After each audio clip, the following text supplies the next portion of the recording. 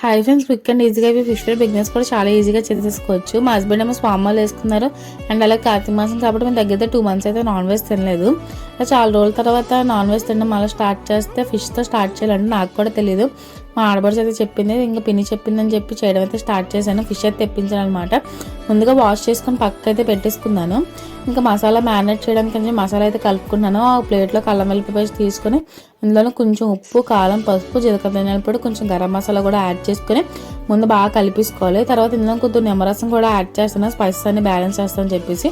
చేపకి మసాలా అంతా బాగా పట్టించేసి ఫ్రిడ్జ్లో పెట్టుకుని అట్లీస్ట్ 1 hour మ్యారినేట్ చేసుకుంటే స్పైసెస్ అన్నీ బాగా పడతాయి అన్నమాట చేపకి.